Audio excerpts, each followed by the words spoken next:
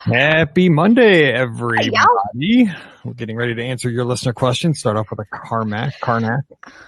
whatever it is. Yes, Karnak is what it is. So we're going to let everybody hop in here real quick, starting about a minute with listener questions. Ricky's down in Atlanta. I'm here in St. Louis. Am I? It's dark. It is dark. I don't like it. Crazy. It's dark when we're starting the show. I don't like it, Mike Rollman. That's crazy. It's not okay with me. This little camera. It's not okay with me. Just saying. Yeah. Oh, man. Just a bit. Not too much. Just a little bit. That'll work. All right. Hold, please. Just 1 second. There's the Contemporary behind us. It's actually Bay Lake Tower. Hey, Rhonda Lee. Happy Monday. Ricky is muted. This is how she meditates before every show to make sure she gets the answers right. She's thinking. She's asking for help from above with all of her answers. Darlene, hello from down in Oz. I believe you're in Australia. Amy's here. I got that Ozempic commercial stuck in my head. Okay, I'm unmuted now. You're good.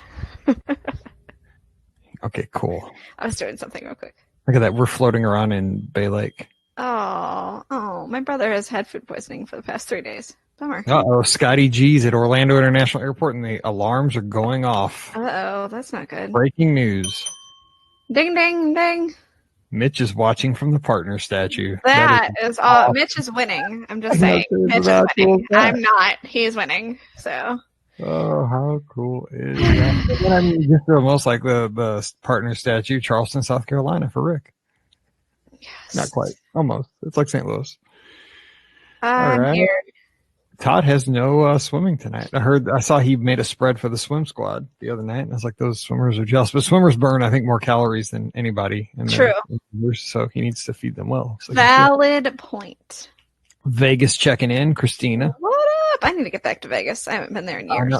Pam's never been. I've been once. We passed through going to Yosemite. I've been once. I went for my 21st birthday. What a way to spend 21, right? I'm not a gambler, but there's a lot of stuff you can do. Like you can go around. Oh, I gambled. It's my 21st birthday. I gambled, baby. If I win like $20, I'm done. I'm like, it's free money. I mean, now that's the way I am, but I definitely gambled at the time. I had money to burn. They gave me money for my birthday. I was like, cool, let's spend it.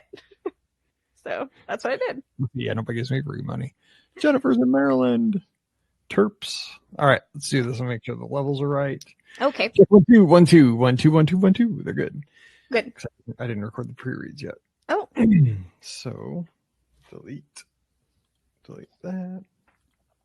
All right. 15. Oh, you write this down. 1560 and 15. We're doing Christmas next. It's Christmas. All the Christmas stations are on XM, Sirius XM. It's awesome. That's too much for me. I'm out. I can't do that right now. It's still too early for me. I love it. I can't. I do it in moderation right now. I go crazy. That's a plus. At least you do it in moderation. Hold up. Chris is at Ohana. No. On the meats. He says greetings, Ohana, not that he's at Ohana. Oh, dang. I thought it was greetings from Ohana. No, apparently you can't read. And Kelly says hello from blank. And yes. Is this like the match game? This is. Derek's here. What's up, Derek? All right, let's do this. For real. Here we go.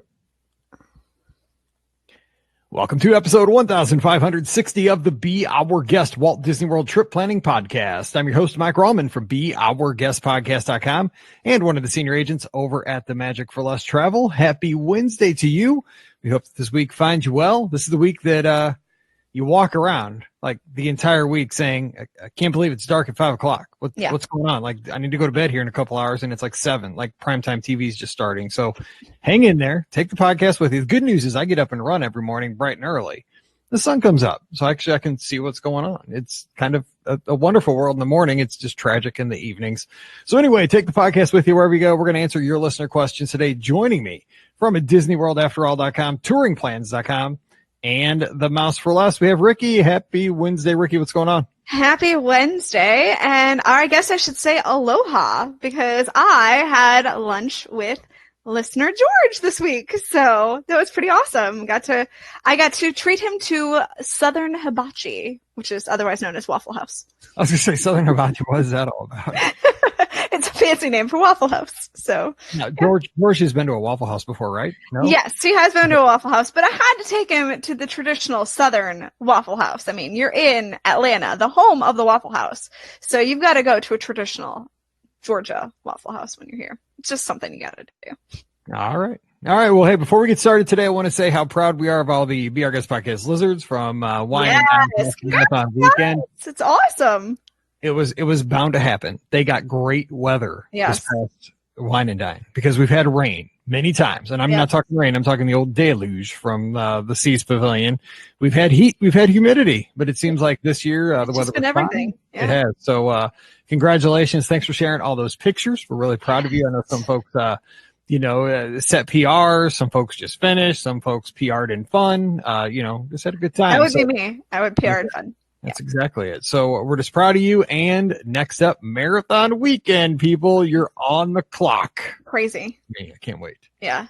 Actually, I signed up to get in the lottery for the Chicago Marathon the other day. That's pretty awesome. It's like a lottery. I doubt it, but who knows? So, you know how a couple weeks ago we had the question of when the 2020, 2021 races would go up?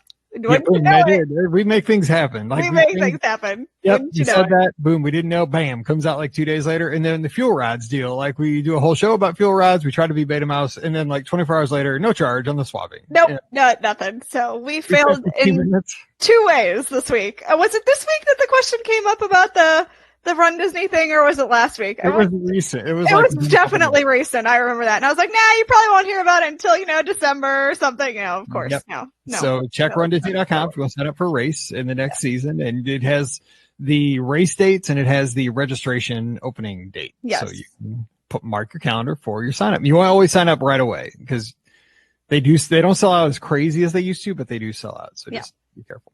Yep. All right. We got to start off with some Karnak. You ready? Got it. Let's do this. Okay, the answer is, it's in my phone. Uh-oh. Oh, no. One little spark. Well, it can't be of your imagination because that would be too easy. So, is it what Buzzy says? Oh, wait, he's not there anymore either. What's the quickest way to get Journey into Imagination reimagined? I like it. I like it. That's pretty awesome. Yes. That is pretty awesome. Although at this rate, it's still not going to be reimagined. We don't know if it's ever going to be at this point. Might take one little spark of something. Yeah. Anyway, we're not advocating that. Just funny. No. Yes. All right. Tammy's got a question, actually a follow-up to our show that I did with Pam on Monday. It was an extra listener question show about gender reveals. We had a lot of feedback on this. So Tammy says, heard Monday's Q&A with a gender reveal question. Here's an idea I saw online. Take the envelope to the chapeau at Magic Kingdom, hand them the envelope and tell them you want to buy a pair of pink or blue mouse ears embroidered with it's a boy or it's a girl. You can prepay and come back when the ears are finished. Ask for them to be boxed up. Then open the box in front of the castle with a PhotoPass photographer. Magical, right? I will not be having more babies, so I hope your other listeners will take advantage of this idea. Tammy is in Ohio. She says, IO in response to your inevitable OH. Nice. There we go. Yeah, I mean, it's like I said, these things are getting out of control, but hey, I mean, they're fun. I think social media has made these things what they are. Oh, yeah, definitely. Social media has made these gender reveals being a thing. So, yeah. Definitely. We had a couple others. So I forget who, somebody sent me on one on Twitter to get a purple and a blue lightsaber made. Oh, cute. And then reveal it that way by that's creative. Color. I like that actually. Yeah, we're forced to be strong with that baby. Yeah. Let's see. Our good friend Bob Perel, he said that gender reveals, they actually do give some accoutrements with that at the Disney Floral and Gifts. So you can check with them. They help you with that. Very cool. And there was one more that Sandy on the Facebook page said, I thought of a neat gender reveal idea that could be done at the Magic Kingdom. Buy a pink and a blue balloon and go to the Mickey Mouse character meet in Town Square. Tell the photographer and Mickey what you were doing and ask Mickey to open the envelope and hand you either the pink or the blue balloon. You'll have PhotoPass photos and of the whole thing and who better to reveal it to you. Nice. I like that.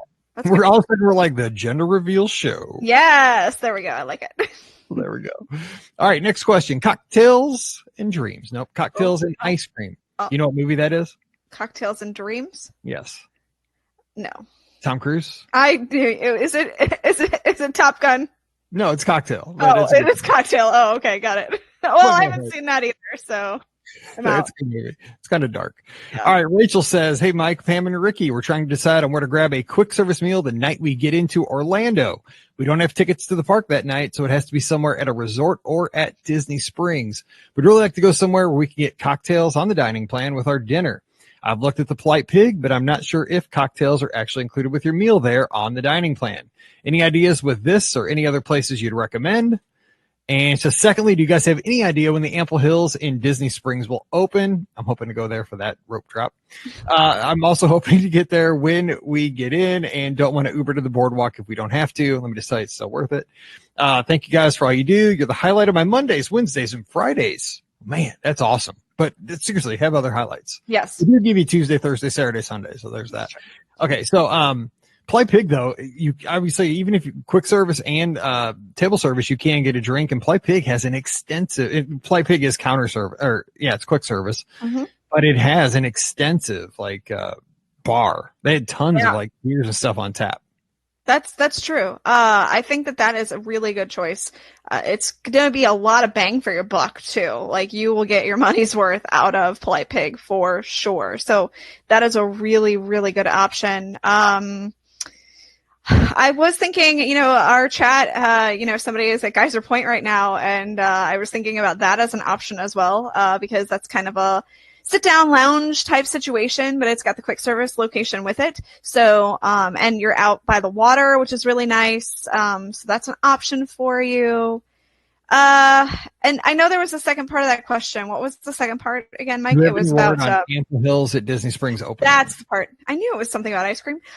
So as of right now, no opening date for Ample Hills. I suspect they will probably get it open they're working on it now. I know that for sure. So probably spring, if I had to guess, late winter, early spring 2020. That's my guess. I can't wait. It's going to be awesome. Boy, this is dangerous having two locations on property. It's very dangerous, especially at Disney Springs because it's going to be so easy to get to. Yep.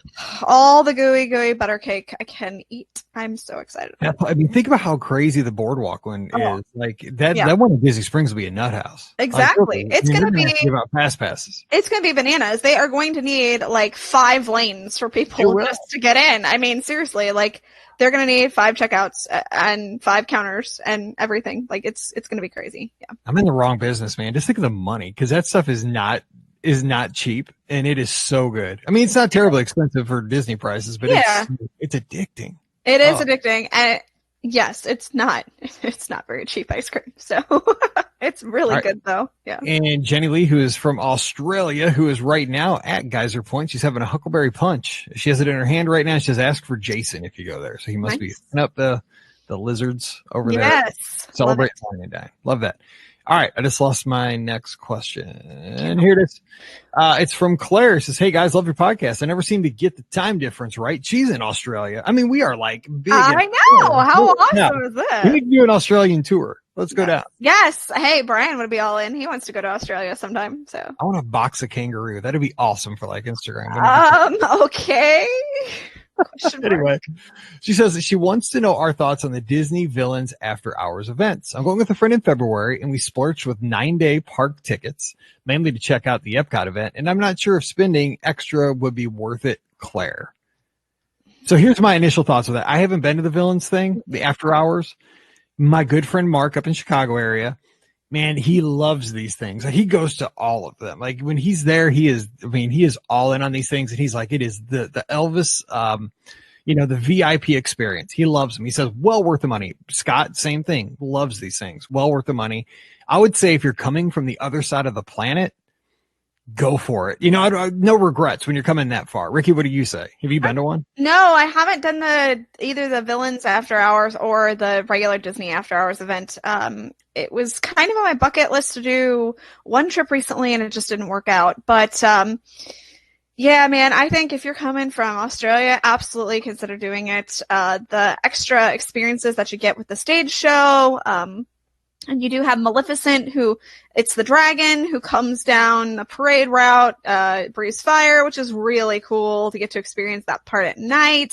Of course, there's lots of different snacks. Now, you do have to buy the villains themed snacks, so just keep that in mind. There are snacks that you get for free, like the popcorn and the ice cream novelties and stuff like that, but they have specialty snacks that are specific for the party, or what after hours event, I guess I should say. It's kind of like a party though, isn't it? I mean, seriously, Yeah. it's a little bit. There's no way I would buy anything extra when you're paying extra and you have stuff that's included. I know, that's true. I'm a tightwad. I mean, like, you're paying for that stuff. Why, like, but I mean, again, there's people that buy what's that merriest Tony's thing during that's true. Christmas party, or the dessert party during it's like levels upon levels of levels. This is not me. Exactly. Yes. So I would absolutely do it if it's, something that interests you, and clearly it sounds like it might be.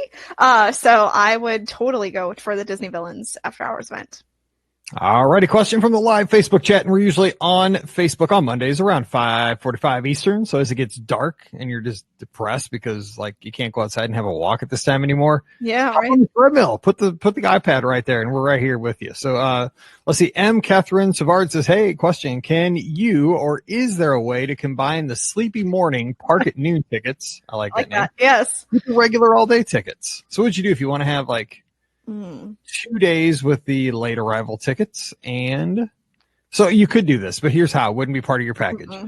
So what you would have to do, you have to buy those tickets a la carte. Now remember, those are only good through like a few more weeks, right? They haven't pushed them into 2020, right? Not, Mike, you say that now, and they'll go there. We make things happen, I'm telling you. Exactly. We definitely make things happen. As of right now, it is only through December, and I don't think it's through the end of December. I think it's just, before Christmas. So as of right now, they have not extended it. Hopefully they do, because it seems like it's a really good idea, at least to me anyway. It seems like a good idea.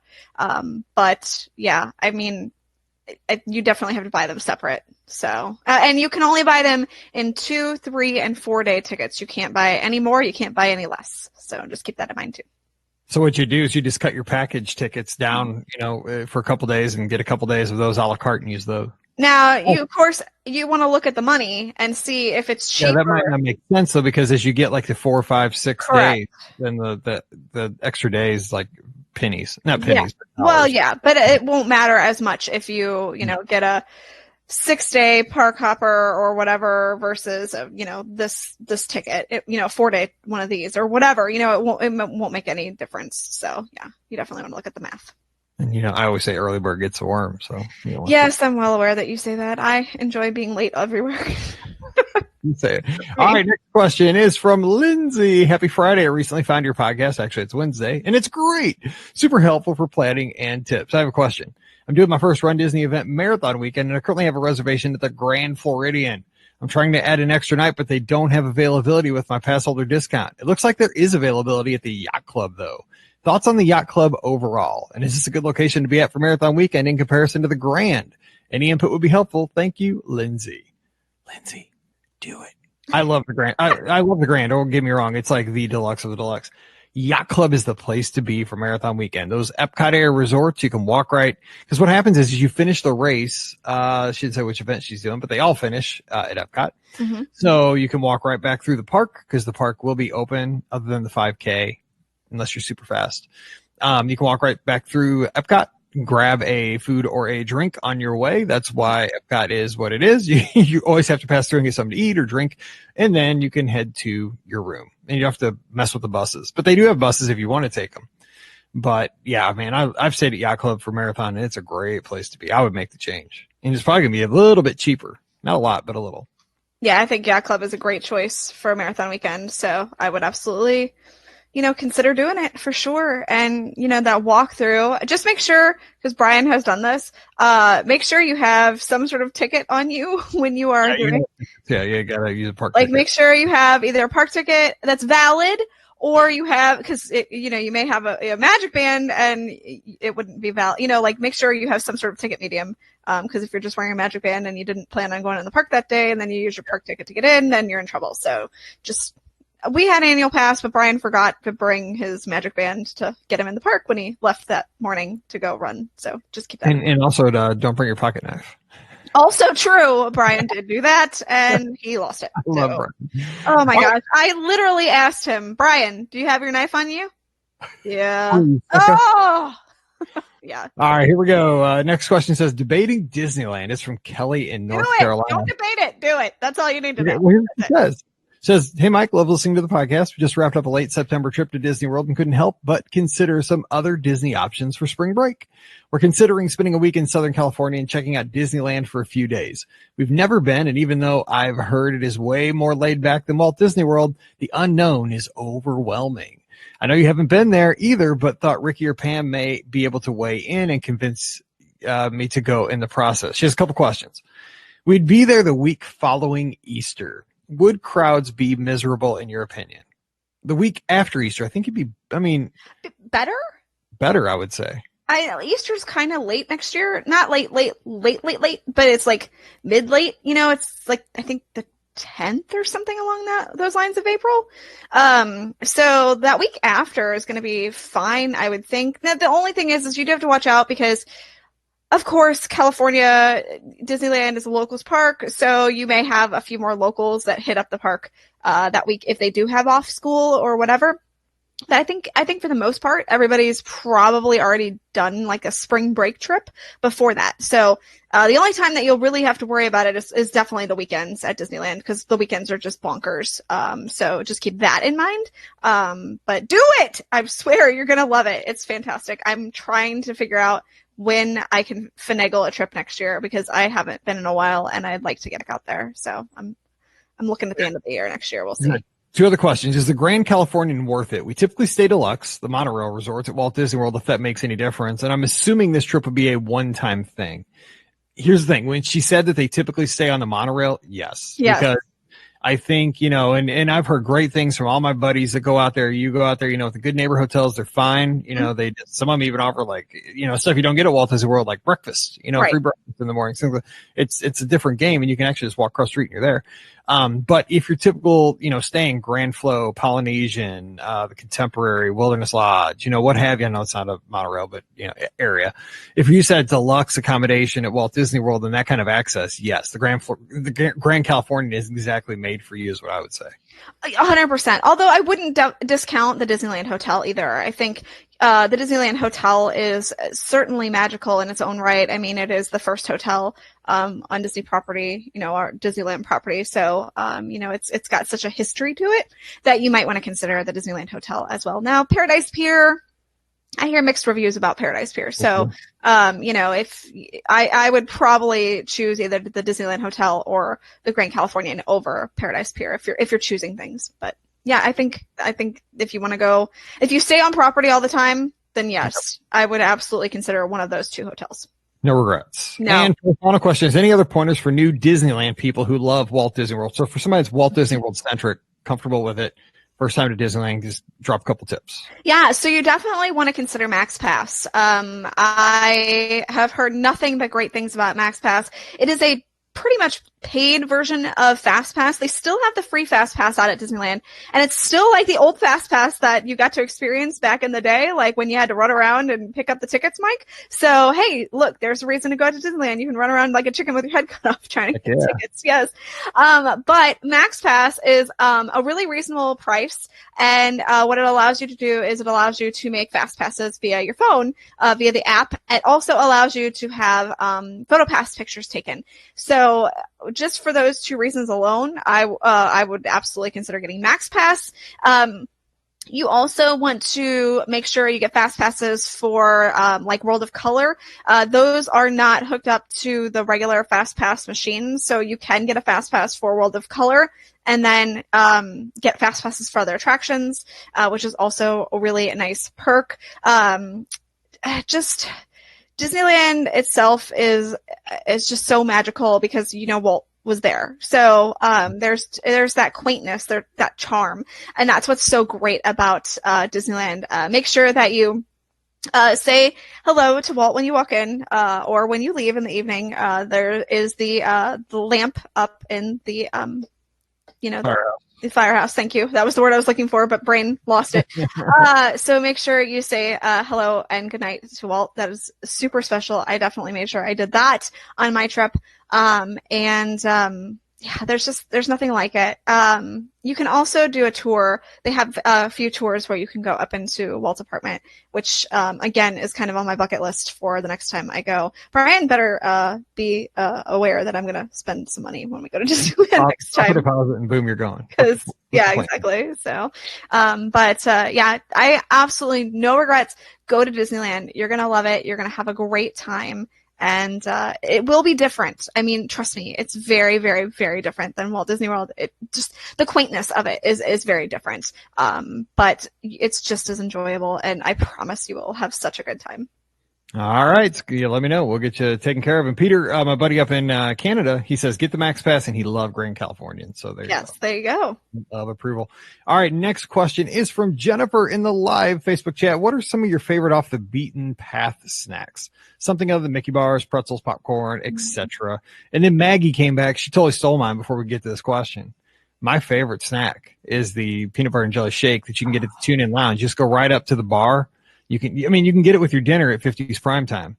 But if you just want to shake, like whenever I watch fireworks at the studios, that you're real close. I mean, you're right there by the Tune-In Lounge. So I go get a peanut butter and jelly shake. That's one of my favorite things. So what else do you have kind of off the beaten path? I really love the giant cookies that you get at the confectionery, or at like Goofy's Candy Company, things like that. It's a chocolate chip cookie that's humongous. I mean, it's the size of your head, and it's got chocolate on the top for the ears, and then it's got chocolate drizzle. Oh my gosh, that is hands down, I think, one of my favorite snacks. Recently, a new snack that I've loved is at Disney Springs. Again, it's kind of cookie related. It is they have a new cookie dough food truck that I absolutely am in love with. Oh my goodness. You're going to get salmonella eating cookie dough. No, it's healthy cookie dough. I know. It's not healthy. It's not going to kill you as quickly as you should say. No eggs, at least. No, it's not going to murder you. But I used to take my life in my hands. I'd eat the cookie dough when I was a kid all the time. Oh, I still do it. Don't even get me wrong. When I have the little squares of cookie dough and I'm baking cookies, at one of those. So they have the cookie dough food truck, and I think it's really good priced right now. So I know I didn't, but it's really good. I'm just saying. Let's see, what else do I like to get? I love the All-American Sundae at that's my other one. Yes, at the Plaza Ice Cream place. At the Plaza Ice Cream Parlor. That's really good. Right now at the Polynesian, they have chocolate covered bacon, which is quite delicious as well. We had that when I was down there. Yes, we did. Do you want more snacks, or are we good? Because I can keep naming things. So I'm a big fan of the whatever chocolate peanut butter cupcake they have at it's the Starbucks at Hollywood Studios. They usually have a chocolate peanut butter one. Usually it's themed after like Kylo Ren or something like that, but sometimes it changes. So that's always good. Of course, there's the carrot cake cookie also at the Starbucks there that you can pick up. I can keep naming more, but I think we've got it. Well, I just had one other thing. It's not really a snack, but it's a breakfast sandwich, kind of hidden. It's on that cart in Frontierland. Oh, like a breakfast sandwich. It's got eggs and bacon, and it's in like a really nice, like grainy croissant. Oh man, it was awesome. Because I know it's really hard to find like protein in the Magic Kingdom, like at a counter service place. You can get one at Sleepy Hollow, but the line was super long there last time I was there. I went back to Frontierland. They had one, and it's new. So if you want one, that cart on the way to Splash Mountain, really the one place that I find hard to get snacks, I feel like Animal Kingdom. I don't know why. I know they have like the one snack place back in the back of Africa, but like I don't know. I just feel like Animal Kingdom, I never find a snack that I'm really in love with there, which makes me really sad because I feel like they should have some really good snacks at Animal Kingdom. Remember when they used to have the snacks that were like animal gum? Yes. Dude, yes. That's so dumb. That is awesome. I regret the fact that I was not able to get down there in time for the poop. It's a sad life. Sad Ricky today. Who thought of like? I don't know. They were a genius, and I'm sorry people got upset because I think it's completely awesome. So they have the whiteboard. It's a Monday morning. Okay, what are we going to do here to push snacks to the animal kingdom? Well, let's make it look like poo. And I'm not talking Winnie the. Anyway, exactly. Next question. Chris just asking in the live chat. Heard a rumor of Paint the Night coming to the Magic Kingdom for the anniversary celebration. Have you heard anything, Ricky? Is Disney dropping any hints to you? No, I haven't heard anything concrete about Paint the Night coming to the Magic Kingdom. It would be a great option for the 50th. I mean, let's just be perfectly honest. I mean, they're not going to create a new nighttime parade, and right now Paint the Night's, I don't think it's being used at Disneyland currently in the evenings. So it makes sense to bring it out to Walt Disney World. I think they're happy not having nighttime parades right now, man. I'm just saying, like, I think that they like not having to deal with the headache of having a nighttime parade because that. I love parades at night. I know. I didn't say that. I don't. I'm just saying, like, for a logistics standpoint, it can be a bit of a headache to have that parade. And I'm guessing it's been a very nice reprieve for the park to not have, like, actually for the park itself to not have the parade because you don't have to deal with all the people who are trying to make their way around the parade. I don't know. But it would be a really good idea to have a parade, I think, for the 50th. I just don't know if it's going to happen. If the Spectral Men popped out and started playing their trumpets to it's not happening, Mike. It's not happening. Not happening. I love that parade. Sorry. No. Oh, man. No. On this magic night. Yeah. Stop. Todd, who knows his snacks, baby, he says pineapple. The lumpia. Okay, Todd and I are about to disagree, and I know we have our commonality in liking the meatballs in Indiana, but Todd, I have to say I did not enjoy the lumpia when I got it. Peter says he loves it too. I understand a lot of people like it. I did not enjoy it, so it was not very good to me. I don't know. Maybe I had a bad one. I just did not enjoy it very much. It wasn't as sweet as I was hoping. I was hoping it would be like more sweet. Kind of like me. I'm not as sweet as you expect. No, you're definitely not. So, Catherine says she likes the Jack cookie num nums. I know that you weren't a big fan of that either. I was not a big fan, and also I was disappointed in the cookie num num because I was super excited to try it, and I was very sad when it was not what I expected it. Like it was kind of dry. It wasn't very, like, I expected it to be a little more, gooey. It was not very gooey at all. It was really dry. So again, like me. All right, Becky has a question in the live chat. She says, "Hey, we're headed to Walt Disney World this Friday with our 9-year-old son, grandparents, and aunt and uncle. This trip is a surprise for our son who is in love with Disney, but just recently got over his fear of people in costumes." Oh, it's probably the worst time of year for that. Yeah, that's not. You would not want to be at my house because I like jumping out like as Chewbacca or Darth Vader. It's kind of crazy. We planned on just Disney Springs the day we arrived, but I'm debating on going to the Magic Kingdom to let him soak it in a little, or just a full day on Saturday. What are your thoughts for a first-time Disney-loving 9-year-old? Thanks. So, what do you think? So, they're going to Disney Springs the day we arrive, or going to the Man, here's the thing. If you can go to the Magic Kingdom first for a 9-year-old, that's first experience at Walt Disney World, that's really what it's all about. I mean, go see the castle, ride some rides. I think as a 9-year-old, if you took me to Disney Springs, I might cry. I'm just saying that with me, like, it was like when I was a kid and we used to go to Six Flags and my mom or somebody, whoever I was with, want to go see like the Miss Kitty Saloon show. Like, dude, I want to ride the Screaming Eagle, the log ride. Don't take me to a show. Like, give me a ride. I mean, I think a 9-year-old's going to be like that. It just depends. To me, it depends on what time they get there. If they're getting there at like 7:00 at night or something, then maybe I would just go to Disney Springs. But if they're getting there earlier in the afternoon, and they're okay with spending the extra money to have an extra ticket for the day, then I would go to the Magic Kingdom. It just depends on what time they're getting there. That's true. Yeah. But still, don't take me shopping. But there's a Lego store. Yeah. There's the World of Disney. There's lots of things that they can do. They can go, they can see the giant volcano shooting off fire at Rainforest Cafe. That's not a ride. That's just. I know it's not a ride. Look, they can ride the little. If you're getting late, you don't want to waste the money. Carousel in Disney Springs. That's weak. It's like something at the mall. But it's still something they can do. It is if you're 18 months. Gosh. Anyway. Leanne's got a question. Is April or May? Help me. Hey guys, love the show. I would sit here and tell you all how wonderful y'all are because you are, but I truly need help. That's very nice.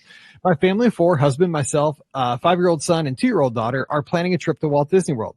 I thought we had our days ready to book, but after looking at all the crowd calendars on the internet, I'm confused, frustrated, losing my mind. The week we were looking at going in April, we would be getting there on the Saturday of the Star Wars race and staying until the following Thursday. According to one crowd calendar, it's a great time to go, but another is screaming at me, don't do it. The availability of rooms isn't great either. On the other hand, I've been looking at May 9 through 14. 2 out of 3 of the calendars say yes, do it. The other says it's going to be moderate crowds. We have a ton of options on room choices this week. The only reason crowds are an issue is that my son is on the autism spectrum. He usually does okay in medium crowds, but I know we would lose our minds if the crowds are too high. So almighty wise ones, what is your advice? What should we do? Thank you, and I look forward to any help you can give me. Leanne's in Arkansas. Says WPS, no matter how bad our season is going. And it's gotten a lot worse since she sent in this email 11 days ago. So if their coach survives this year, it'll be, but I can't talk. I'm not even talking football because I cursed us. I put us in the biggest slump at Mizzou ever since I said a couple words and Mike Bankhead called me out on it. So anyway, we're looking at the Saturday that the Star Wars race happens through a Thursday because the runners will all leave on Monday. That's just how it goes. They'll get their pictures and head home. But then May 9th or 14th, man, that is a good weather time too. May 9th or 14th. I'm trying to think. The only thing you might have to deal with that, I'm trying to think to Summit in Worlds for cheerleading. Because if your son is on the autism spectrum and you have all these, teeny bopper girls running around, they're crazy and loud. Now they're not crazy and loud in the parks. They're more like, they'll be in the parks a little, but like I know when we went last year and a lot of the gyms of this way, they really limit the time that girls can be in the parks. Because they're there, it's a business trip. They're there for the competition at ESPN. What would you do, Ricky? I mean, Saturday and Sunday, again, the runners, I don't think they will eat up a ton of rooms, but they're not in the parks a ton. That's true. They're in the parks from say 11 in the morning till 6 in the evening. That's true. That's a good point. At first, I was kind of leaning more towards the May time period, just because I feel like May has always been a little less crowded in general, because you've got kids who are just finishing up school, and so they have to be at school. That's why the May time period has always appealed to me. But I can see the April one working out well too. I still think I would shoot for May, but that's just me. So, yeah, I think I'm gonna go May. I'll go May, I think. Yeah. May's a really good time to go. I really, really enjoy going that time of year. I do too. I think it's really nice in May. All right, time for the last question of the day. It's from Eric. Hey, Mike, Pam, and Ricky. Hello from the home of the Blues and the Redbirds. No, not St. Louis. So what city would that be, the Blues and the Redbirds? Memphis, Tennessee. Blues music and Memphis Redbirds. I got it right. Oh, I'm so excited. I got it right. Yes. Well for you. I have to travel to Orlando for work and we'll be there November 11 through 13. Since work is paying for my flight, hotel, and food, my wife and I decided to send our 2 girls who are homeschooled to stay with their grandparents for a few days and have a half paid for mini getaway. Nice. Girls, we're going, and you can't say you're going to Disney World. You got to say you're going on a business trip. That's right. It says we'll fly into Orlando Monday evening. We're planning to stay in a non-Disney hotel next to Disney Springs. I will have meetings on Tuesday. We'll have all day Wednesday to ourselves before taking the last direct flight out of Orlando back to Memphis at 9 p.m. that evening. Well done. I do that all the time. Yep. We've been to Disney World several times with our girls who are 9 and 7, but have never done just an adult trip. My question for the 3 of you is what should we do? We have a couple of ideas, but we need help deciding. We were both at Disney this past May, so we just missed Galaxy's Edge, and my wife is a big Star Wars fan. I am too, but not nearly as much as she is, although she doesn't do rides, so Smuggler's Run is out for her. We have been to Food and Wine Festival once before, but don't feel like we did it that well, so that's a possibility, and this may be our only chance to see Epcot forever. We would enjoy a ride on the gondolas, but if we went to Hollywood Studios or Epcot, that would probably be our preferred mode of travel if possible. There is also a Mickey's Very Merry Christmas Party Tuesday night that we can make as well. We only have enough in the budget to do either one park day or the Christmas party.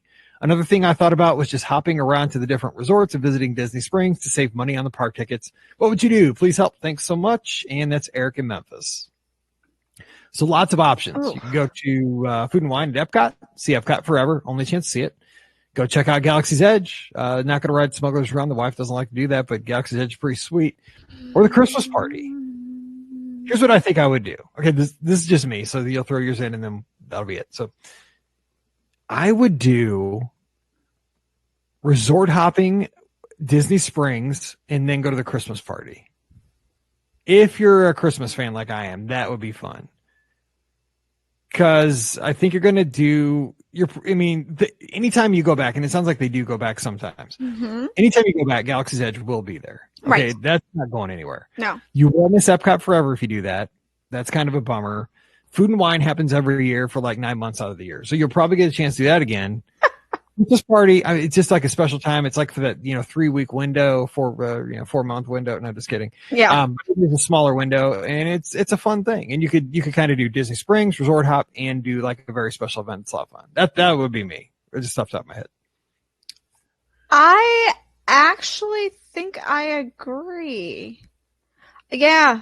The more I like your idea of combining Disney Springs and resort hopping with the Christmas party. I think that's a really good idea. And plus that means you get in the Christmas spirit, which is really nice. You can start that early. And I think like you said, Mike, if she's not going to ride Smuggler's Run, then I wouldn't probably do Hollywood Studios. I think that especially, yeah, I think that just walking around there is just, it's fine. But, if you're not going to like buy a lightsaber or anything like that, I don't feel like you're going to get as much out of it, if you're not riding Smuggler's Run. So, and while I like Food and Wine Festival and I think it's fantastic and you will miss Epcot forever, but then again, I don't know that you're missing a lot. So I'm going to say, I know, we're going to fight. I think I'd say the Christmas party as well. And then, yeah, I would definitely do some stopping at the hotels right now. I mean, we already have the gingerbread house at, the Contemporary is up. So you can go see that. Well, actually, it's just a gingerbread display. It's not really a house, but still. So you can go see that. They're working on the house at the Grand Floridian, I saw.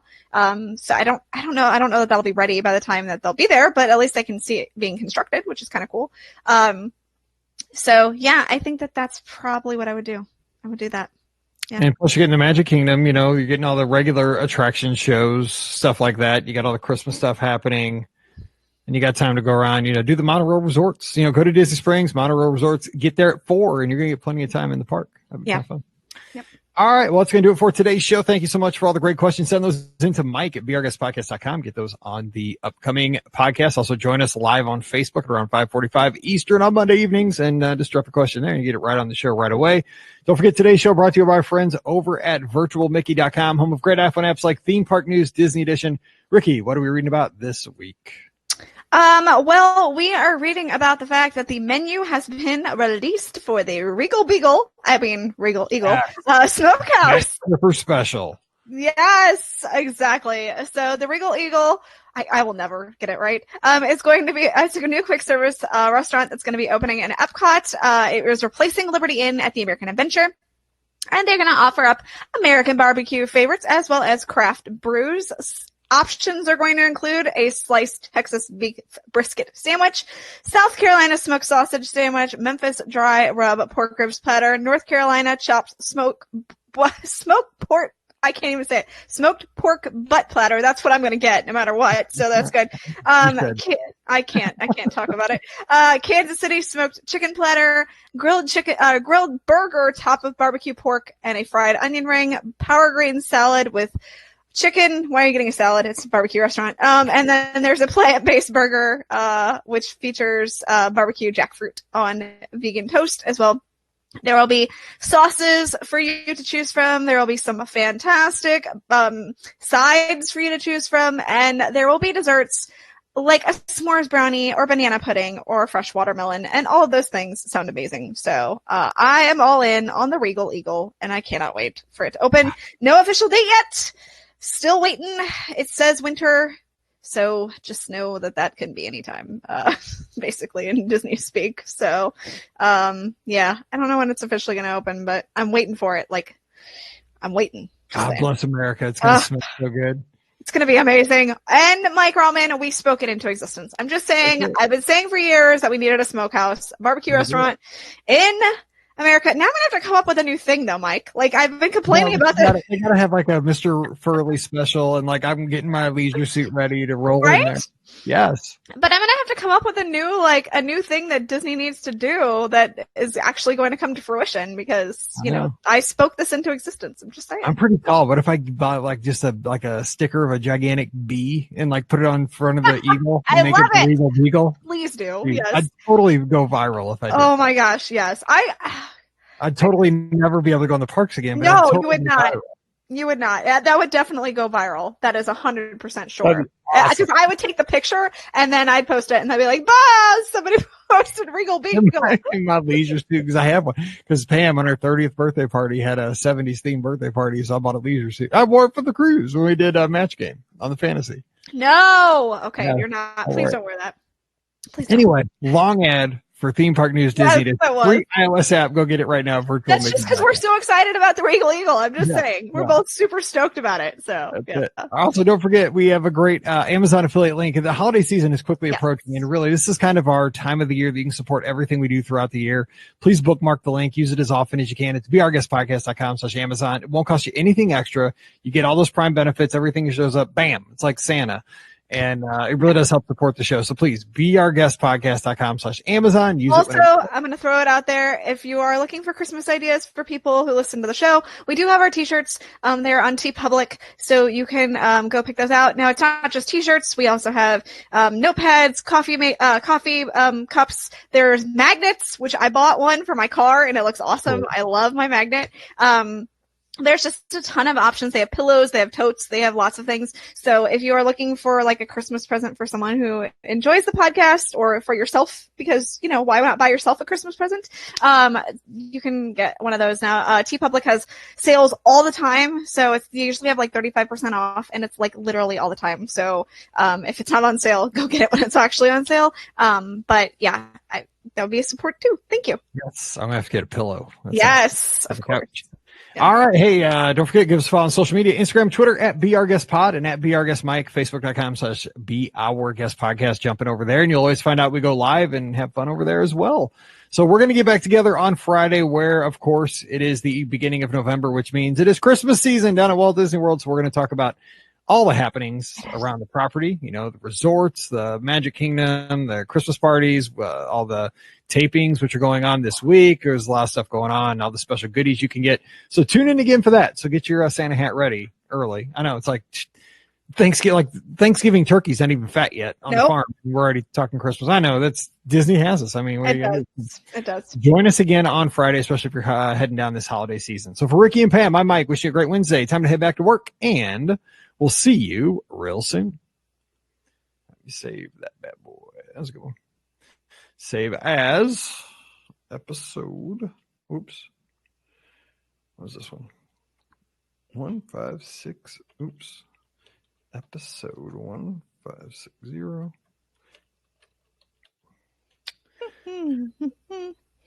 So you have all the stuff out, or do I need to remind you of what happens at Christmas? No, I think I got that. Well, like we could talk about the Christmas tree trail theme. Yes. All that kind of stuff. I do love the Christmas tree trail. Yes. Christmas tree trail. Okay, here we go. 1561 for Friday. Wait, Veterans Day is Monday, right? After this? I will find out for you. Hold on. I think it is. Let me look. Yeah, the 11th. Yes. Okay. All right. Here we go. Happy Friday, everybody. Thanks so much, as always, for downloading or streaming the Be Our Guest podcast. So glad you're here to kick off your weekend just a bit early with some fun Disney talk, as we've been doing here for almost 12 years on the Be Our Guest podcast. Today, grab that Santa hat, get those boots and the big white beard ready to go, because we're talking Christmas and the holidays down at Walt Disney World. So much going on. First Christmas party tonight, I believe. Oh my gosh, yes. Holy smokes, we're just getting used to it. Holy smokes. There you go. Got it. We're just getting used to being dark at like 3:30 in the afternoon, and bam, all of a sudden it's Christmas. Disney, thank you so much. Because, of course, you can listen to all your Christmas music now on all the stuff, Sirius XM, iHeartRadio. I'm in. I love my Christmas music. So we're going to get you in the spirit, especially if you're headed down this holiday season, so that you can plan to have an awesome trip and not miss anything, because there's a lot going on. You may miss a couple things. We're going to jump into that today. Don't forget, we got to get to our Karnak. I forgot to have it pulled up, so let me pull one here. You ready, Ricky? Yeah, you're going to introduce me? Yep. Oh, no, here's my, oh yeah, I got to introduce you. Yep. And that's Ricky from the Disney World AfterAll.com, touringplans.com, and the Mouse for Less. Merry Christmas, Ricky. I'm pumped up for Karnak. I love Karnak. I'm bringing Merry back. Christmas. Am I here? I don't know, but you're here. Yeah, I'm all right. Good. Happy New Year. Happy New Year. Yeah, exactly. Yes. Well, that'll be next week. Happy holidays. Yeah, no kidding. At this point, I mean, it just feels like we're already steamrolling through it all, aren't we? So, yes. Hold up. We got Valentine's Day heading your way in 3 weeks. So get ready. Exactly. I am surprised they don't deck the parks out a little bit more for Valentine's Day, to be perfectly honest, but that's all right. So. All right, here we go. I got my answer in my phone right here. The answer is Mickey's very, very Merry Christmas Party. Oh, what good girls like me get for Christmas? I don't know what that means. Here's the actual question. What do you call the Walt Disney World Christmas Party when Disney adds a little something extra to your hot cocoa? Nice. There we go. I like it. I like that. All righty. So we love our Karnaks. If you have one, send it in. We're going to have some new ones here.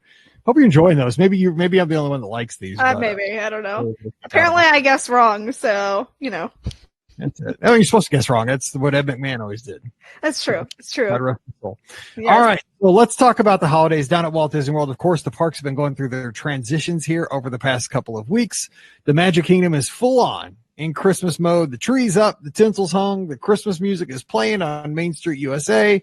Like I said, the first Christmas party, I believe, is this evening, starting, 7:00 tonight.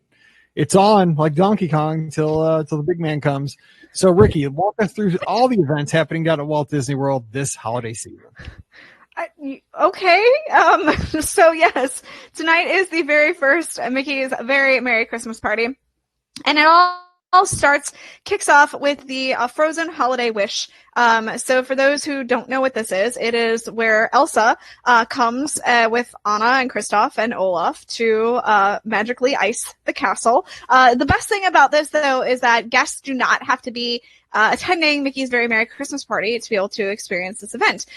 So the event happens daily, and then on the nights when there's Christmas party, it happens a little bit earlier so that everyone in the park gets to experience it. And then it also happens during the Christmas party. Now, this is when you see the castle get completely iced out.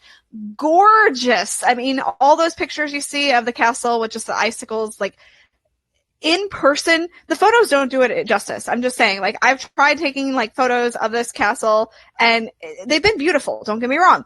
But when you see it in person, there's just something so incredibly magical about the castle lit up, just completely, it's undescribable. So, I don't know how you feel about that, Mike. I know you like the castle lit up, but, just make sure you don't miss that.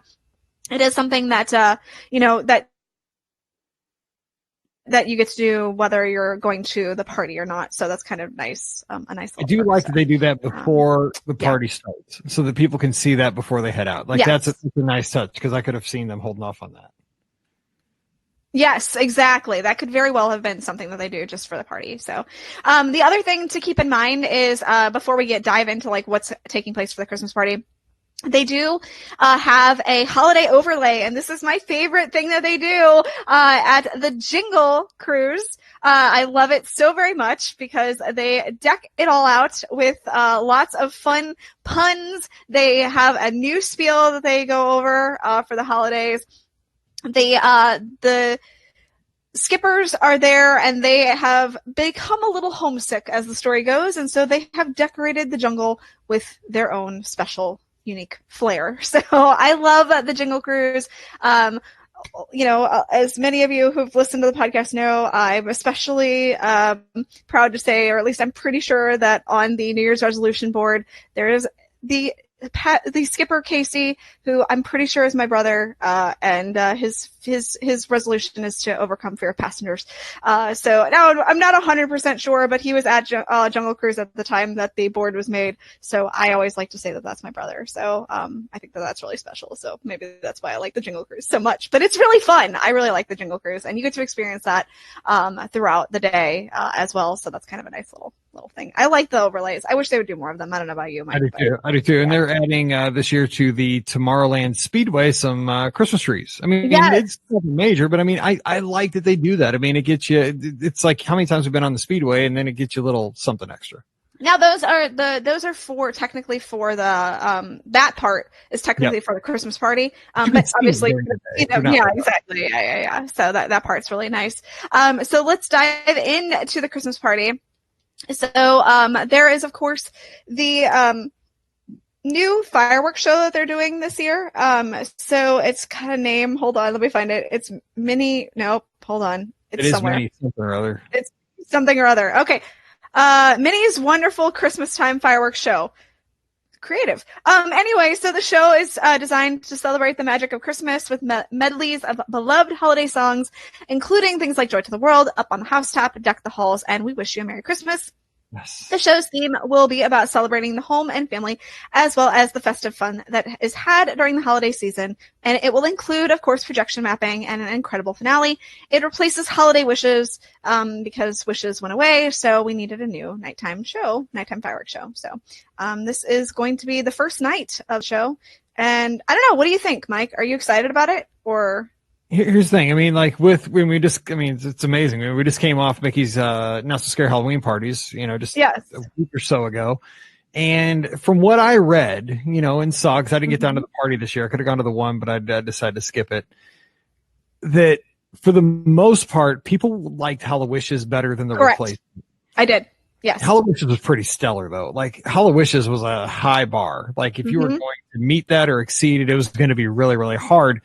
I don't think there was as much love for Holiday Wishes, so I think this one has a lot more potential to exceed the expectations. Because I mean, Holiday Wishes was made a long time ago, and with the projection mapping, and I think people like their pyrotechnics though. I think if you focus so much on the projection mapping and not so many fireworks, people get disappointed. I mean, there's something for the big booms in the sky. I think we like those too. So I think you got to have a good balance. So we'll see how it goes. But I think this one has a lot better chance of being more popular than the Halloween party.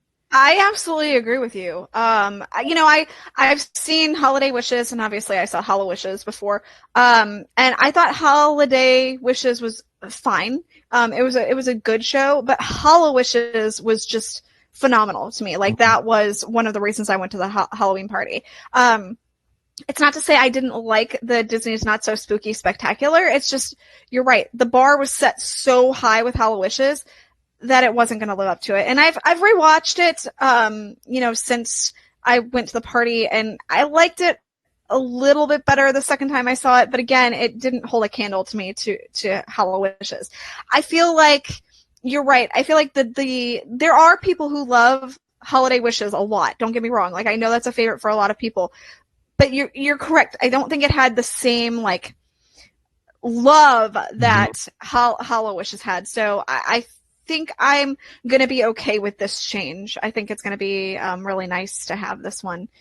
So we'll see, how the new show is. And I look forward to hopefully seeing it in person. So we shall see. All right, so let's hop into all the stuff that's happening, just the highlights of the Christmas party, because we're going to talk about the Christmas tree trail at Disney Springs, all the stuff on the Wilderness Lodge. I mean, there's all kinds of stuff.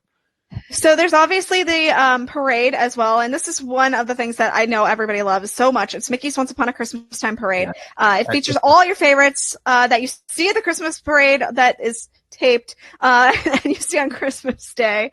It's got the 10 toy soldiers, it's got the dancing reindeer, it's got the snowman, and of course it's got Santa himself, as well as all your favorite Disney characters. So that's always a great thing. There is a stage show called Mickey's Most Merriest Celebration. I've heard iffy things about this. This is not as well received as the Hocus Pocus Villain Spectacular was.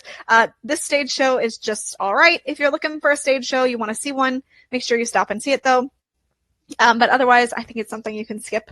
There's also obviously Totally Tomorrowland Christmas, and of course you've got dance parties galore, character meet and greets. You also have the ability to get lots of different treats. So back in the day, it was only cookies, and now they have not only cookies, but they also have snow cones, soft pretzels, eggnog, Dove chocolate, chilled apple cider. It's not just sugar cookies anymore. It's chocolate chip cookies. It's snickerdoodles. It's peppermint crunch cookies. So there's a ton of options for people who are, walking around the park. And of course, you've got your hot chocolate too, which is always an awesome option too. Last time I went, man, they just had the sugar cookies and the hot cocoa. That was it. Like at all the seasons. I must have had 30 cookies that night and probably 10 hot chocolates. God, I was when I left. And now you can get you just feel the grit on your teeth. Oh yeah, right? Like I didn't care. You're just like, so much sugar. So much sugar. It's like after Taco Bell. Oh no, it's awful. So anyway, you don't watch a Monday Night Football, but the guy this past Monday, like they put their they announce the teams and they give all the players' names and where they went to college. They'll say like Mike Rallman, Mizzou. Yeah. So if the guy comes on, I forget what his name was, like Mike Rallman, Body by Taco Bell. Nicely done. Yes, that's fantastic. MVP of the league this year. Okay, so go ahead. Nice. Keep going. All right, let's move on to Epcot. So at Epcot, we have the Epcot Festival of the Holidays. And this is the second year for this official term for this festival, I think, if I remember correctly. They have holiday kitchens throughout the park so that you can stop and grab some traditional holiday eats from around the world, which is kind of cool. And it's always a really hearty options, which is really good. They also will have a cookie stroll where you can go and you can pick up different cookies along the way, and then you get stamps, and then when you finish it, you get a completer cookie and a cold glass of milk, which is always kind of good too. So that's kind of nice. Of course, the fantastic part about Epcot and celebrating Christmas is the candlelight procession. And I know how much you love the candlelight procession, Mike. So I'll just let you go on this one. I mean, I think the thing is you can get the dining package, which you can have lunch, you can have breakfast, you can have dinner. I mean, it just depends. You'll get a seat for one of the shows throughout the night. The thing is, even if it's like a last minute thing, you just happen to be walking through Epcot that night, you don't have any plans. You see that the candlelight procession is happening. You'll see it because the line for the seats will be halfway back to, back to the UK. But the thing is, it's, especially if you're a Christian, and it's like, your belief system, but even if it's not, the music is so moving, it's a great, this production, the way they bring it with just the cast members singing and the visuals of the living Christmas tree. The narrators are some people who, obviously they accept these invitations because they have a conviction. They want to read this story. They want to bring their spin on it. And it's amazing. I've never had a candlelight processional dinner package. I've stood in the back. I haven't even ever had a seat for this. But man, it sounds great standing in the back of the American Gardens Theater, just kind of in the pathway there, taking it all in. It's beautiful. So even if you don't have it, an expectation, it's going to be part of your evening. Stop. I think it'll move you. It's a really cool thing. Absolutely. I mean, it is Epcot, to me, it really is. It is absolutely what Epcot is about. It's just, there's something so amazing about experiencing the candlelight processional, no matter, kind of what you believe or anything like that. It's just, it's so beautiful what they've done. You know what I'm saying? And you can really see the narrators that get into it. They are so excited to be there. I mean, last year they had the candlelight processional on the Disney Parks Live, and I got to see it with Neil Patrick Harris, and you could just see, I mean, of course it's Neil Patrick Harris, so of course he was excited to be there.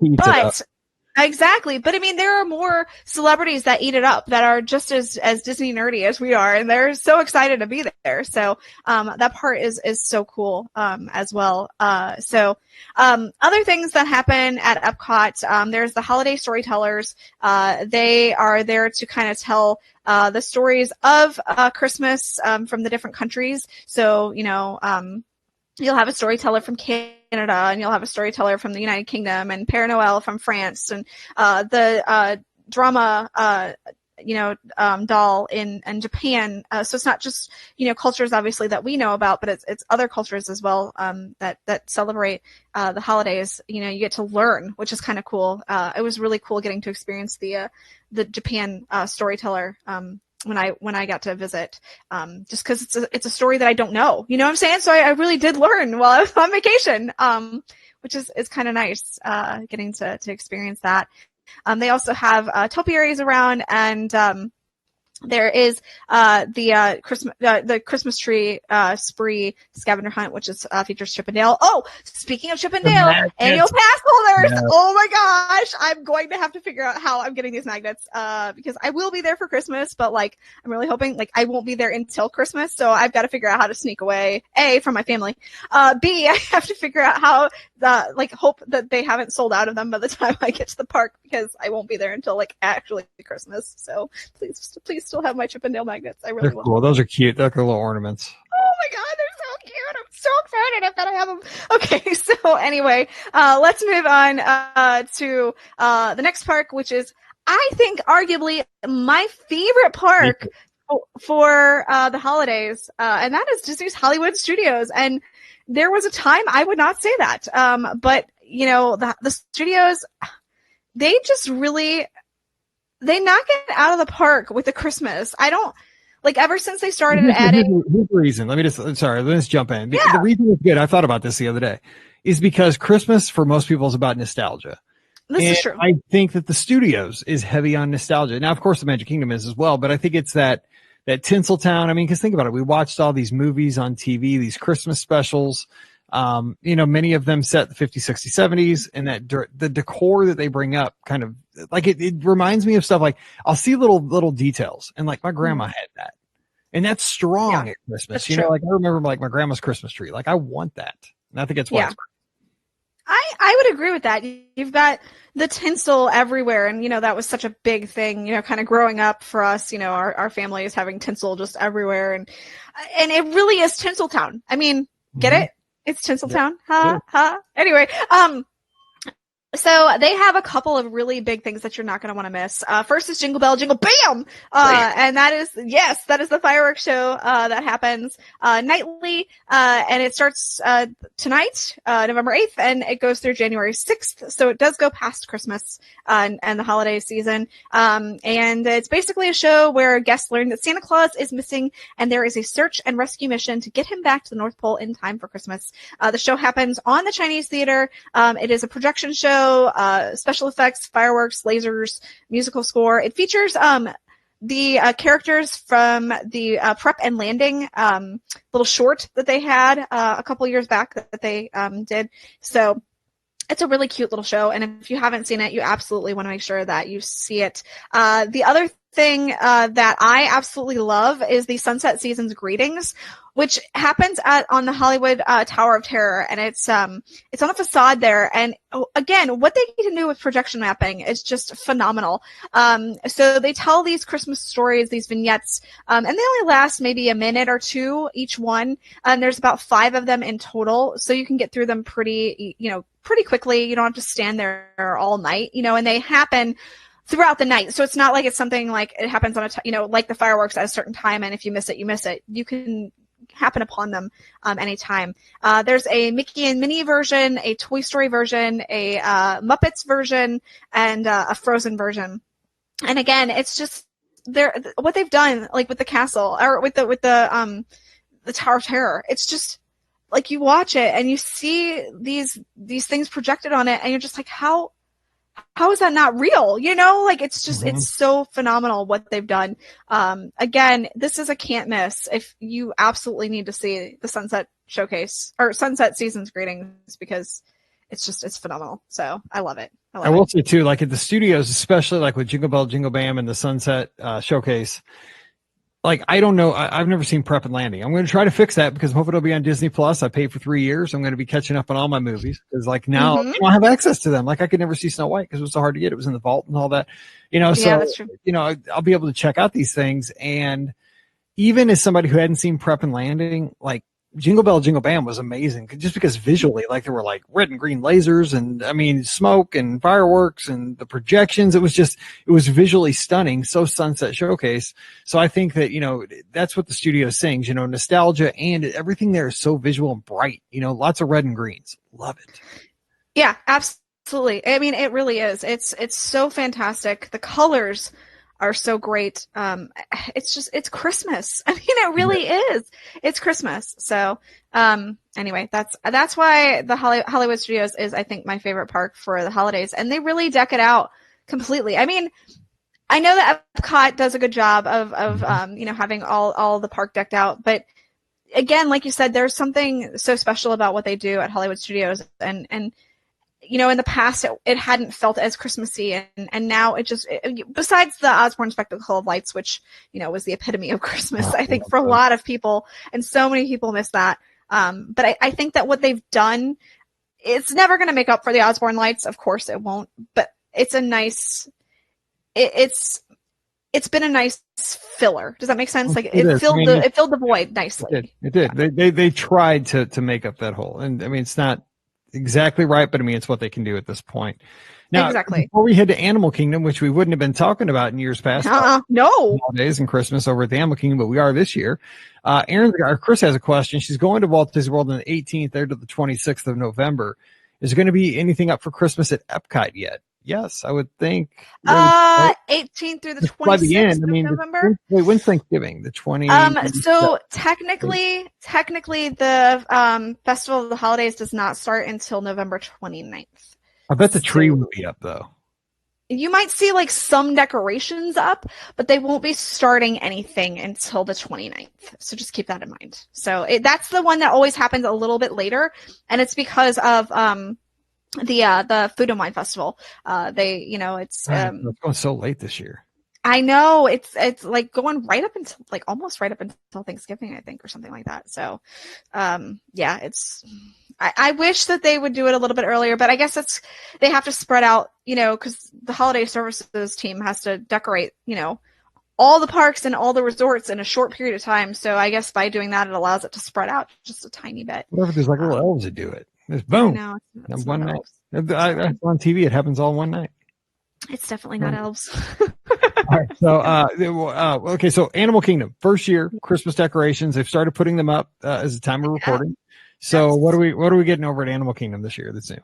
So in Animal Kingdom, like you said, it is the first year. Now they've had decorations up before, but really it's not been a lot. I mean, it's been a little. Really cool. The tree is really gorgeous. And the carved animals. I love that. Yes, that part is phenomenal, and I really do hope that they continue to have the tree. It's usually outside of the park, so I would assume that they would continue to offer, the tree. But it's what they've done with that tree with all the animal masks and stuff like that is just beautiful. But this year is the first year that the entire park is going to be decked out, and I could not be more excited. I am absolutely going to be making my way into Animal Kingdom to see what they do.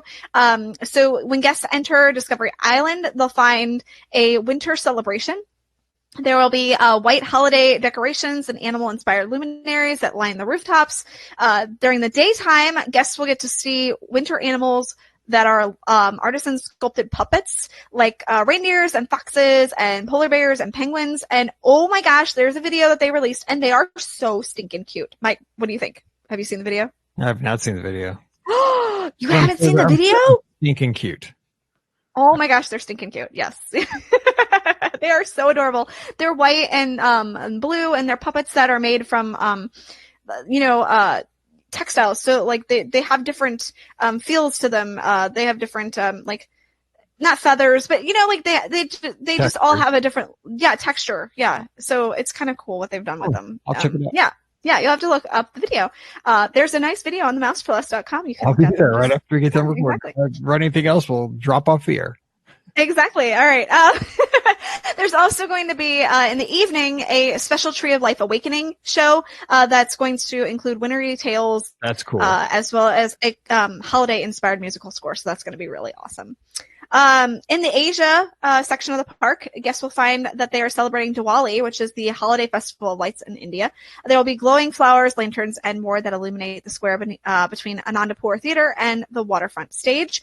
I know that last year they celebrated Diwali at the Up a Great Bird Adventure. So I'm assuming that they will probably still be doing that, but then they'll bring it out into the street, per se, a little bit more. To celebrate. In the Africa section, there will be new decor as well. I think the Africa section had some decor before, so they'll just probably be plussing it up a little bit with some more. In Dinoland USA, there will be the Truckosaurus, which is going to play holiday tunes and characters wearing their holiday best, because of course it's not Disney without a dance party. So you've got to have a DJ and a dance party back in Dino Land. That's what it's all about. They just bring in Dino that's saying, walk the dinosaur. Oh my gosh. Absolutely. Yes. So you'll be able to experience that. And then in Pandora, the world of Avatar, the expats are going to, be bringing a little bit of Christmas time fun to their home with a display of kitschy holiday decor that combines vintage pieces from Earth with handcrafted material items from Pandora. So that's kind of what's going on there. And I gotta tell you, again, I'm so excited about seeing Animal Kingdom decorated this year. It's going to be really, really cool to get to see the park, all decked out and celebrating all the different cultures, that can be represented there. I'm really excited about that. So I think it's a great idea because obviously they want to spread the crowds out, and this will, because the thing is, if I was going down over the holidays, I would probably not go to Animal Kingdom just because like Animal Kingdom Epcot Studios have Christmas stuff. Yes. Animal Kingdom did not. So I'd be like, I'll go this summer, but you know what? It's a new experience and it's kind of like Epcot. I love seeing how different cultures celebrate the holiday season, because it can be so different and it's a great perspective. And I think that's a great way to learn about different cultures is through their celebrations and their holidays. And we just lost Ricky. Let me get her back.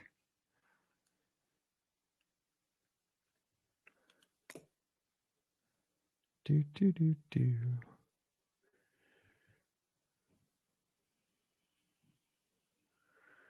Just lost Ricky.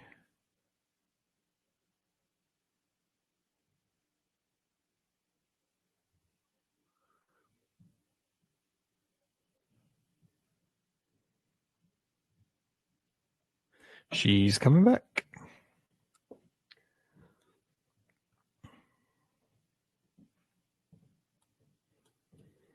There she is. All right, I'm going to put you in here. Oh, weird. There you are. Okay. All right, so I just left off with so we'll go to the resorts right after this. Yeah. And also Disney Springs Christmas Tree Trail. Okay. All right, so I left off with it's just a great way to experience other cultures and to see how they celebrate the holidays. Absolutely. I mean, I think that part is going to be so great about adding, all the festivities to Animal Kingdom.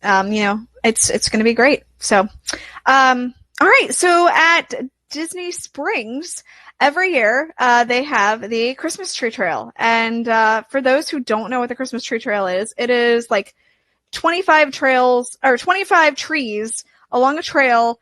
And it's completely packed with people because, it's Disney Springs, so it's kind of a free event that people can go to. So just pack your patience when you're going through the Christmas Tree Trail. But it's so cool to get to see because they have every tree is decorated with a different theme. So you may have one theme that's Mickey and Minnie. You may have one theme that's Frozen. You may have one theme that's Moana, one that is Peter Pan, one that's Dumbo, one that's the Haunted Mansion, one that's Toy Story. So they all have like a different theme. There's about 25 trees or so that are displayed on the Christmas Tree Trail. And it snows there, which is really cool too. So there's, the snow. And it's something that's special to get to experience, these trees. And again, it's a free thing that you can do while you're walking around Disney Springs, which is really nice, that they do that. So I like that. For the Christmas music, I mean, it's not anything. Here's my opinion on that. Like, I wouldn't really go out of my way to go there, but I mean, you're probably going to go to Disney Springs anyway. Swoop through there. It doesn't cost you anything extra. Just walk through. I think a lot of folks, especially folks listening to our show, we're big Disney fans. Mm-hmm. We may have a tree at our house that we call the Disney tree. A lot of folks do. Like if you have like a basement tree, like we have our main tree that's just like memories, ornaments we've gotten like for when we got married, when Paige got her first her driver's license and we have all these milestone like ornaments that we celebrate through the years. But, you might have the old Charlie Brown tree in the basement that you put all the decorations on from Disney. So this might just give you some ideas, and get some ornaments and stuff like that. Absolutely. And trust me, you can buy the ornaments that they have. Yeah. They sell them, I promise you, at the Christmas shop there in Disney Springs. So if you want one of the Christmas ornaments, I can guarantee you can probably get one of them. Guests can also, this is kind of cool, guests can also meet Santa at Disney Springs. So Santa appears in his chalet. Now last year it was at the Christmas Tree Trail. Before it's been in other locations, so I'm not entirely sure if it will still be in the Christmas Tree Trail this year or if it will be somewhere else. But the best thing is that, again, it's free to be able to meet Santa. And it's free, but it takes he has a longer wait than Flight of Passage. Absolutely. But the good news is that if you don't want to wait in line, because it is a huge line, they have actually a virtual queue that you can participate in. So you pick up a pager and from one of Santa's helpers, and when it's your time to take your place in line, you'll be notified, and you need to return to the podium, and then you can just shop and dine and enjoy the decor and festivities, and photo pass is there, which is cool too. So if you have Memory Maker or something like that, you can get your photos with that. Now, after Christmas, now Santa's only there through the 24th. So just keep that in mind, of course. Right? Makes sense. After Christmas until usually about the 1st or the 30th or so, guests can meet Santa Goofy. And Santa Goofy is adorable. So you definitely want to meet Santa Goofy if you can. So that's kind of a cool experience too. Now, of course, it is a shopping and dining destination. So if you would like to buy Christmas gifts, of course, there's going to be lots of specials and things like that you can take advantage of. There's also lots of special food options, again, seasonal dining that you can take advantage of too. So, just there's a good number of things for guests to be able to do at Disney Springs to experience the holiday season. So. Yeah, I mean, they really decorate the whole Springs really, really nice.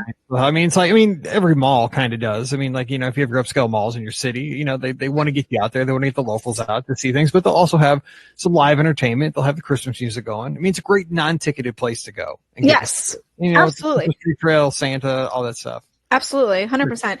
Did you know, I just found this out this weekend, by the way, just totally random. Did you know that the jazzy music that you hear at Disney Springs normally, I'm sure at Christmas it's not jazzy music, it's probably holiday music, but the normal songs that you hear are actually jazzy versions of Disney songs? I did not know that until this weekend.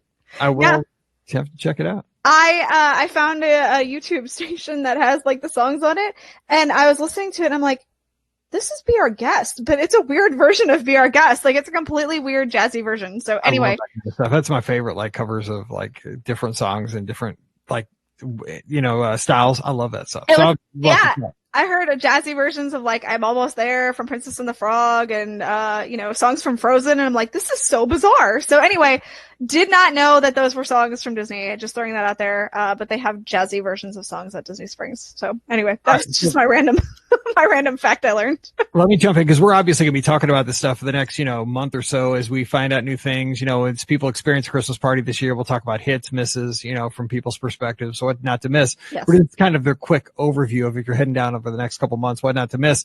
Erin had a question here live in the chat. She says, I've heard Wilderness Lodge really gets into the Christmas spirit with decorations and a tree. Is that the best resort for Christmas decorations? How do the other resorts compare? So let's kind of wrap it up by talking traveling around the resorts, because they all get into the spirit.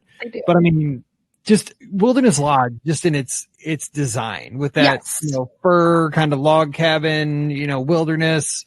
It's like a Christmas card 365 days a year, but you put that tree, which is just gorgeous, in the lobby with the fireplace, the smells coming off of Whispering Canyon. Yes. I would say don't go to Walt Disney World during the holidays without dropping by Wilderness Lodge. I agree. I think that the Wilderness Lodge, you're right.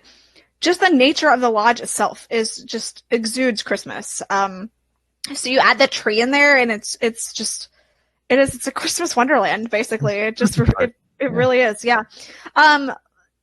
So the other resorts do get in on the holiday fun. Every resort does something, and of course the deluxe resorts are going to have a little bit more to offer, I think, than the values or the moderates, but that kind of makes sense. You don't want to miss the gingerbread house at the Grand Floridian. If you have never seen a life-size gingerbread house, that's where you'll find it. It is life size. They do sell gingerbread out of it, so there are people inside it.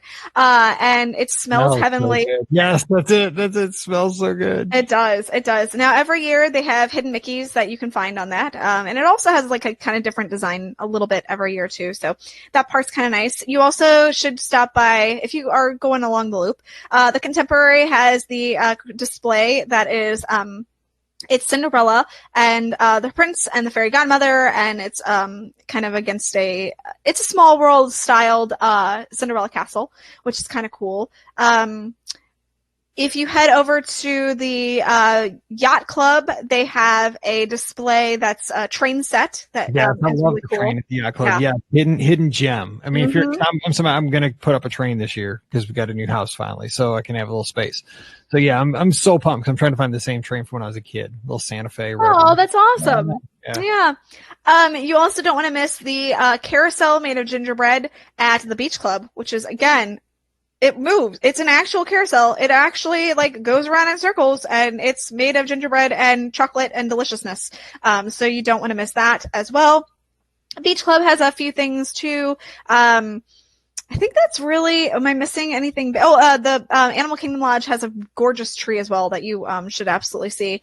Again, it's kind of like the Wilderness Lodge and the homey feel. I feel like Wilderness Lodge takes the cake though for the yeah, it totally does. Yeah. I will say, I mean, but even if you say like at an Art of Animation or a Pop Country or All Stars, like they all have their themed trees in the main check-in area, and they're so cool. I wouldn't say that you necessarily have to go out of your way. Like I say, you have to go to Wilderness Lodge, check it out. But I mean, if you're staying at All Stars, Pop Century, Art of Animation, the Moderates, their trees are so cool because they fit the theme. Like the one at Pop Century has a lot of nods to like novelty, fads from the decades, 50s to the 90s. It's always fun. Art of Animations is really cute. It's a white Christmas tree, and I'm really into that kind of, Matt Parrish got me hooked on this. I'm going to get one this year, like the 50s mid-century kind of metallic Christmas tree. I want to have that. But I will say one thing we cannot leave out. Now, this is going to take effort, and this is going to be something that if you're really focused on touring the theme parks, you may not do. But I promise you, if you do this, you will go home and this will be something you remember and you have lots of pictures of. It's going around the campgrounds over at Fort Wilderness and checking out the decorations, because I don't know if it's a Midwestern thing. I don't think it is. But I mean, for every year of my life, one of the big highlights of the year is that we load up the car, we'll make hot chocolate, and we'll just drive around to the neighborhoods in St. Louis, the neighborhoods that tend to get into it more than others. And we'll go through and we'll see the Christmas lights just on regular everyday Joe's houses, because it's fun to see like, neighborhoods get in it. Like there'll be certain streets where everybody kind of has a continuous theme going on. And, that's kind of like Fort Wilderness, because they'll have these campsites where I swear people go year after year after year. They bring more junk with them every year. They'll have the inflatables, they'll have the lights, they'll have like animated things moving. And it's almost like they're in competition with Disney. It's it's like a National Lampoon's Christmas Vacation, but at Walt Disney World. Yes, absolutely.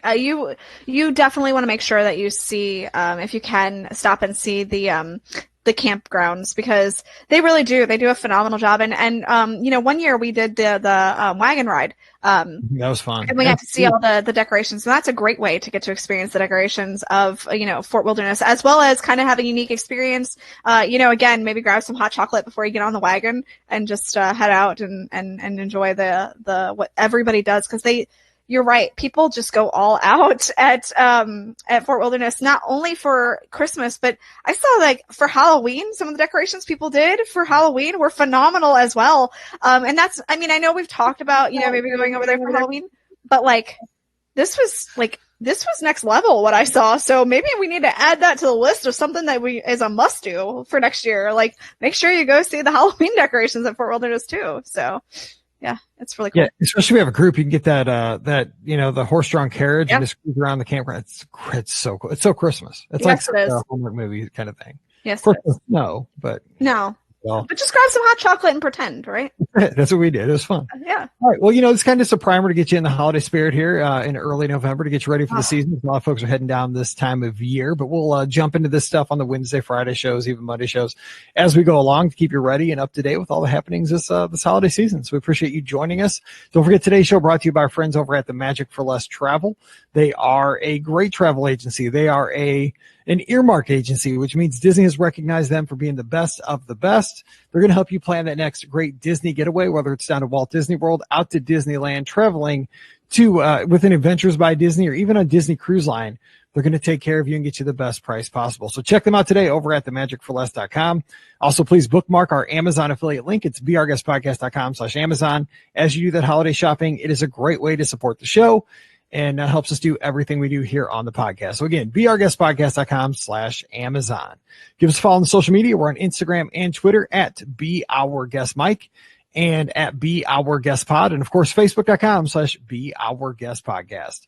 I do want to apologize. I know today's audio has been a little sketchy. We are having some issues here, but we want to get the show out to you in a timely manner. So I'm going to get this all fixed over the weekend. We'll be back in strong on Monday. So for Pam and Ricky, I'm Mike. Wish you a great weekend. Whatever you do, stay safe, and we'll see you real soon. Was it sketchy? Yeah, it was terrible. It was dropping at the end. I don't know what happened, but that's weird. I'll fix it. Okay, I'm sorry. No problem. All right, I'll see you later. Thank you for doing that. Appreciate it. Okay, no problem. Bye. Right, Bye, everybody. Bye, everybody.